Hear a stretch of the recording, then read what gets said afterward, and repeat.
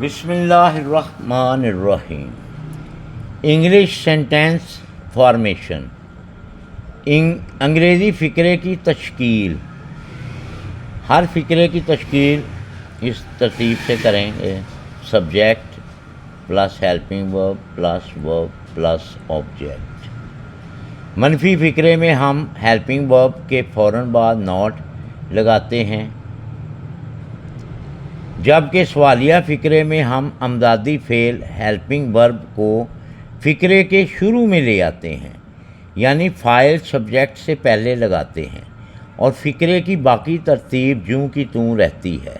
مثال کے طور پر، وہ یہ کام کرے گا، یہ مثبت فقرہ ہے، اس کی انگلش ہے he will do this work. He subject ہے، ول ہیلپنگ ورب، ڈو ورب، دس ورک آبجیکٹ ہے۔ تو جب ہم منفی فقرے میں آتے ہیں، وہ یہ کام نہیں کرے گا، تو ہم سمپلی ول کے بعد، ول ہیلپنگ ورب ہے، اس کے بعد ناٹ لگائیں گے۔ باقی سینٹینس کی فارمیشن سیم رہے گی۔ مثلا he will not do this work, کیا وہ یہ کام کرے گا؟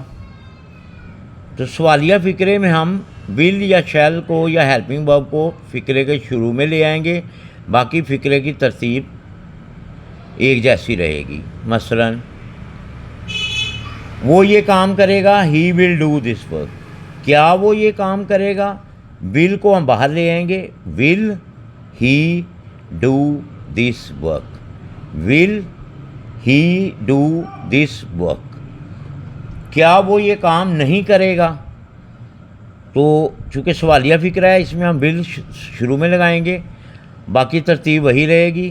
ول he not do this work, not جو ہے ول کے بعد لگاتے ہیں، ہیلپنگ ورب کے بعد۔ ہیلپنگ ورب کو چونکہ ہم فقرے کے شروع میں لے آئے ہیں، لہذا ناٹ کی جگہ وہی رہے گی۔ Will he not do this work, کیا وہ یہ کام نہیں کرے گا؟ اور ول اور ناٹ کو ہم اگر اکٹھا لکھنا چاہیں تو ہم وونٹ کی صورت میں لکھیں گے اور شروع میں لکھیں گے، won't he do this work, کہ آپ یہ کام کر سکتے ہو۔ مثبت فقرہ ہے، you can do this work, آپ یہ کام نہیں کر سکتے ہو، you can not do this work, کیا آپ یہ کام کر سکتے ہو؟ Can you do this work, کیا آپ یہ کام نہیں کر سکتے ہو؟ Can you not do this work. اور کین اور ناٹ کو اگر ہم اکٹھا لکھیں گے تو اسے فقرے کے شروع میں کانٹ کی صورت میں لے آئیں گے، can't you do this work.